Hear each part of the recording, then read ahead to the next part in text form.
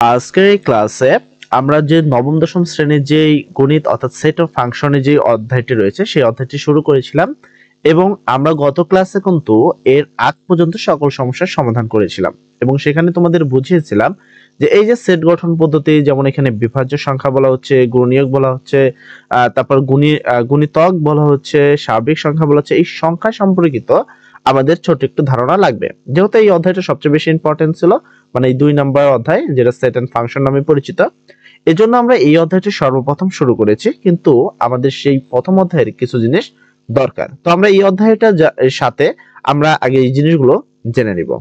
আচ্ছা, আমরা তোমাদের এখানে ফার্স্ট অধ্যায় নিয়ে আসলাম, যেখানে তোমাদের স্বাভাবিক সংখ্যা কাকে বলে এই জিনিসগুলো আমাদেরকে জানার জন্য পর্যন্ত তোমরা একটু খাতায় লিখে নাও, ঠিক আছে? এই জিনিসগুলো যদি সলিড ভাবে না জানি তাহলে আমরা সেট এন্ড ফাংশনের যে অধ্যায়টি সেটা কিন্তু সম্পূর্ণভাবে করতে পারবো না। আমাদের কিছু কিছু বিষয় এখান থেকে জানা দরকার। যেমন তার মধ্যে এক হলো স্বাভাবিক সংখ্যা অর্থাৎ ন্যাচারাল নাম্বার। এই জিনিসটা কি দেখো, যেমন 1 2 3 4 ইত্যাদি স্বাভাবিক সংখ্যা বা ধনাত্মক অখণ্ড সংখ্যা। তারপরে 2 3 5 7 এগুলো হলো কি সংখ্যা? মৌলিক সংখ্যা। তারপরে 4 6 8 9 এগুলো কি সংখ্যা? যৌগিক সংখ্যা।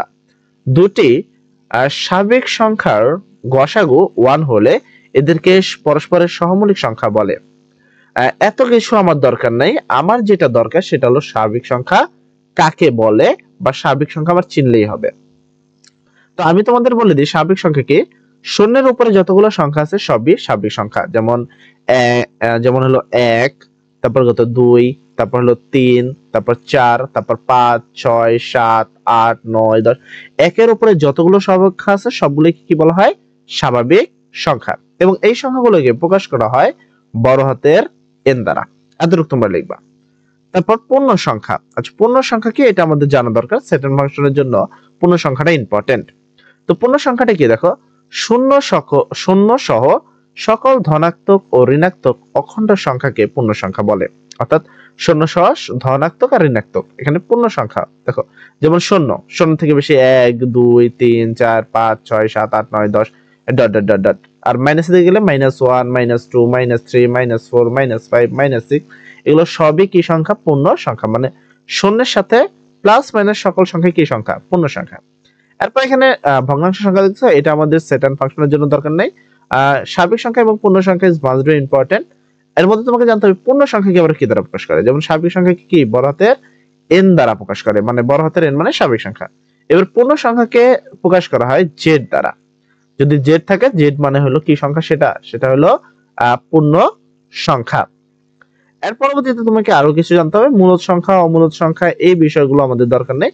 এর পরবর্তী আমাদের জানতে হবে গুণনীয়ক এবং গুণিতক এই বিষয়টা কি। তো গুণিতক এবং গুণনীয়ক দেখো এখানে কিন্তু সেট গঠনে তোমার কি লেখা থাকে, এখানে দেখো লেখা আছে গুণিতক। কি লেখা আছে? গুণিতক। এবার আমি তোমাকে একটা ক্লিয়ার ধারণা দেওয়ার চেষ্টা করি গুণিতক জিনিসটা কি। গুণিতক হলো নামতা। আমরা ছোটবেলায় নামতা পড়েছি না? সেই নামতা হলো গুণিতক। তাহলে গুণিতক বলতে আমরা কি বুঝবো? গুণিতক বলতে আমরা বুঝবো হলো নামতা। ঠিক আছে? গুণিতক মানে হলো নামতা। কেমন দেখো, এখানে বলেছে 7 এর গুণিতক। আচ্ছা, 7 এর নামতা আমরা পারি। প্রথম কি 7 একে 7, 7 দুগুণা 14, তারপর 3 সাতটা 21, তারপর কত 4 সাতটা 28। তো এই যে নামতা গুলো আছে, ঠিক আছে, এইটা হলো 7 এর গুণিতক। এখন যার গুণিতক লেখা থাকবে সেটা তার নামতা হবে। আশা করি বিষয়টা বুঝতে পারছো গুণিতক বিষয়টা কি বোঝায়। এর পরবর্তীতে আমরা টপিকে আসবো গুণনীয়ক। আচ্ছা, গুণনীয়ক সংখ্যাটা কি? গুণনীয়ক সংখ্যা হলো ওই সংখ্যাটাকে ভাঙলে যে সংখ্যা পাওয়া যায় তাকে বলা হলো গুণনীয়ক। যেমন ধরো 28 কে ভাঙা যায় কত দ্বারা? 1 দ্বারা ভাঙা যায়। 28 28 কে 28, 28 কে 2 দ্বারা ভাঙা যায়, জোড় সংখ্যা যেহেতু 2 গুণন 14, 14 দুগুণ 28। তারপরে কি 28 কে 4 দ্বারা ভাঙা যায়, 3 দ্বারা কিন্তু ভাঙা যায় না। সেক্ষেত্রে 4 দ্বারা কি 4 7টা 28। তার মানে এখানে আমরা কি পেলাম দেখো, এখানে 2 মানে যতগুলো সংখ্যা বেশি এই সবগুলোই কিন্তু তার গুণী নিয়ম। আচ্ছা, এবার গুণিতক স্বাভাবিক সংখ্যা আমরা সবগুলো জিনিস বুঝলাম। এবার আমরা আসি আমাদের ফার্স্ট উদাহরণে। ফার্স্টে যদি আমরা উদাহরণ নাম্বার 1 খেয়াল করি, তো উদাহরণ নাম্বার 1 এ যদি খেয়াল করি, এখানে দেখো লেখা আছে 7 14 21 28। এটা একটা নামতা, যেমন আমি এখানে বললাম 7 14 21 28। এটা কিসের নামতা? 7 এর নামতা। সেটটিকে সেট গঠন পদ্ধতিতে প্রকাশ করো। আচ্ছা, সেট গঠন পদ্ধতি। তো আমরা প্রথমে সমাধানের শুরুতে যেটা লিখব, এই সেটের উপাদানগুলো হলো বা উপাদান সমূহ হলো, যে উপাদানগুলো আছে এগুলো লিখে দিব 7, 14, 21, 28। এখানে যা যা আছে এখানে তাই তাই লেখা হলো। আচ্ছা, এখানে প্রত্যেকটি 7 এর বিভাজ্য, অর্থাৎ হলো 7 এর গুণিতক। আমরা বিভাজ্য না লিখলে সরাসরি লিখতে পারি 7 এর গুণিতক। কিভাবে? কারণ এটা 7 এর নামতা। 7 7 গুণা 14, 3 7 21, 4 7 28 নামতা। তাহলে 7 এর এটা গুণিতক। কিন্তু দেখো 28 এর বেশি নাই, তার মানে 28 পর্যন্ত আছে। তাহলে আমাদের লিখতে হবে এবং 28 এর বড় নয়, মানে 28 এর বেশি নাই। 7 এর গুণিতক তো হবে কিন্তু 28 এর বড় নয়। তো এই জন্য অতএব আমাদের নির্ণয় সেটটা কি হবে? এক্স ইপসিলন, এটা তোমাকে লিখতে হবে যে কোনো একটা সেট গঠন করার জন্য, মানে একটা সেট গঠন তালিকা পদ্ধতি করার জন্য তোমাকে এক্স এরকম দুইটা ডট দিয়ে এক্স লিখতে হবে, তারপর কমা। তারপর তুমি যে শর্তটা পেয়েছো, কি পেয়েছো? 7 এর গুণিতক। এই হলো 7 এর গুণিতক, ঠিক আছে? এবং যে মানটা হলো কত, দেখো এখানে 7 এর গুণিতক 0 থেকে বড় আছে, তো এটা আছে 7 0 থেকে বড় এক্স এর মান। এখানে দেখো তীরটা এদিকে দেওয়া আছে, এদিকে, ঠিক আছে? এটাকে বলা হয় যার দিকে তীর থাকে সে ছোট, মানে এটা হলো ছোট, আর এইটা হলো তাহলে হলো এইটা হলো বড়, মানে এক্স এর মান হবে 7 থেকে বড়। এবং কি দেখো 28 এর সমান বা তার চেয়ে ছোট। তো 28 হলো এটা, দেখো নিচে একটা দাগ দিয়ে আবার নিচে তার একটা ইকুয়াল দেওয়া আছে, মানে এরকম একটা দাগ, খারাপ এই দাগটা দেওয়া আছে, এটা গুলো সমান, মানে 28 এর সমান বা তার চেয়ে ছোট। তো এইটা হলো তার বিষয়। তো আমি তোমাকে এখানে কিছু বিষয় ধারণা দিতে হবে, যেমন হলো এইটাকে কি বলা হয়? এই যে এখানে যে চিহ্নটা আছে, তাই না? এটাকে বলা হয় লেস দেন। তোমরা যারা জানো না তারা অবশ্যই এই জিনিসটাকে লিখে নিবা। এটা হলো কি? Less than. এটাকে লেস দেন বলা হয়। আর লেস দেন আরেকটা হলো কি বলা হয়? গ্রেটার দেন। আপনাকে জানতে পারো। তারপর আরেকটা আছে হলো জাস্ট এটার উল্টা, এটা হলো এরকম। এটাকে বলা হয় কি? এটাকে বলা হলো গ্রেটার দেন। তোমরা এটা লিখে নিবা অবশ্যই, জি ই এ এ টি, তারপর লিখবো কি টি ই আর, গ্রেটার দেন। আচ্ছা, তোমরা যারা লিখছো তারা লিখে নাও অবশ্যই। এটা একটা হলো লেস দেন, একটা হলো গ্রেটার দেন। এবার যদি কোনো কিছু নিচে এরকম নিচে একটা সমান দাগ থাকে, এটা বলা হয় লেস দেন, নিচে এটা বলা হয় ইকুয়াল, লেস দেন ইকুয়াল। তো এখানে যে তার এটাও সেম, এটা হলো গ্রেটার দেন, আর নিচে যদি এরকম একটা সোজা দাগ থাকে তাহলে বলা হয় গ্রেটার দেন ইকুয়াল। তাহলে less than equal and greater than equal.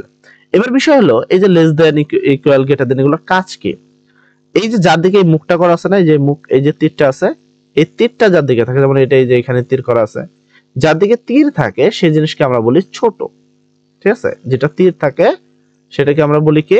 ছোট। যেমন এইদিকে তীর কোন দিকে? এই দিকে তীর আছে, তার মানে এই পাশটা হলো ছোট, ঠিক আছে? এটা হলো ছোট, আর এই পাশেরটা কি? এটা হলো বড়। এটা তোমাকে মনে রাখতে হবে। যেমন এখানে যদি আমি তোমাকে এখানে দেখাই, এখানে কিছু লেখা ছিল, ঠিক আছে? এই লেখাটা তোমাকে আগে বুঝতে হবে। তো সেখান থেকে তোমাকে বুঝতে হবে যে এক্স, দেখো এই তীরটা আছে কার দিকে? শূন্যর দিকে, তার মানে শূন্য ছোট। আর এক্স এর দিকে দেখো মুখটা করে আছে, যেটা কি? এক্স টা বড়। এটাকে পড়া হয় যে এক্স এর মান হবে শূন্য থেকে বড়। আবার যদি 28 আর এক্স এর সাথে খেয়াল করো, 28 এর দেখো এই যে তীরটা আছে সেটা কিন্তু এক্স এর দিকে আছে, এক্স এর দিকে আছে না? তার মানে এক্স টা ছোট কার থেকে? 28 এর থেকে, 28 এর থেকে ছোট। নিচে আবার এরকম একটা সোজা দাগ দিয়েছে, এটা বলে ইকুয়াল, মানে হলো এক্স এর মান হবে 28 থেকে ছোট বা সমান। আশা করি তোমরা এই বিষয়টা বুঝতে পেরেছো। তো আজকে আমি তোমাদেরকে এই উত্তরগুলো না করে এই টপিকটার উপরে যে যে জিনিসগুলো লাগবে, মানে আমাদের অঙ্কগুলো করার জন্য যা যা দরকার সেই বিষয়গুলো নিয়ে ধারণা দেওয়ার চেষ্টা করলাম। অর্থাৎ লেস দেন, গ্রেটার দেন, স্বাভাবিক সংখ্যা, পূর্ণ সংখ্যা, এই সবগুলো জিনিস।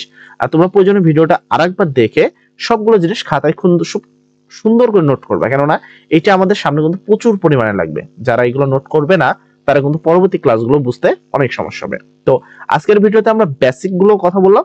আগামী ভিডিওতে আমরা এই যে তোমাদের উদাহরণগুলো রয়েছে সবগুলো উদাহরণ বুঝিয়ে দিব। আর একটা বিশেষ কথা হলো যে তোমাদেরকে কিছু বুঝতে হলে, যেমন কিছু সূত্র প্রত্যয়, সেম ভাবে এই জিনিসগুলো না বুঝলে তুমি কিন্তু এই সেট গঠন এবং তালিকা পদ্ধতি বিষয়টা পারবা না। আর যদি এটাকে তুমি অনেকটা সূত্র ধরে নিতে পারো বা বেসিক কনসেপ্ট দিতে পারো। তো আজকের ক্লাসে এই পর্যন্ত, এবং পরবর্তী ক্লাসে আমরা সম্পূর্ণ ডিটেইলিং কথা বলবো।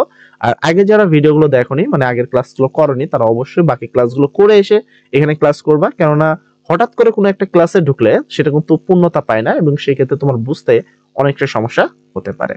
আর যদি তুমি প্রথম থেকে একবার টানা ক্লাসগুলো করে আসো, সেই ক্ষেত্রে তোমার কি অনেক সুন্দর বুঝতে পারবা, এবং একটা গ্যারান্টি দিচ্ছে আমাদের সাথে যারা থাকবা তারা অবশ্যই অবশ্যই বোর্ড পরীক্ষায় A+ পাবা। আমরা এখানে সবচেয়ে ইম্পর্টেন্ট অধ্যায়গুলোকে সবার আগে করাই, তারপরে ধারাবাহিকভাবে বাকি অধ্যায়গুলোকে করানো হয়। পাশাপাশি MCQ, সৃজনশীল যত কিছু আছে সবগুলো নিয়ে ইন টোটাল ক্লিয়ার ধারণা এবং বুঝিয়ে দেওয়া হয়। দেখ সবাই ভালো থাকবে, সবাই জন্য দোয়া করি। আসসালামু আলাইকুম।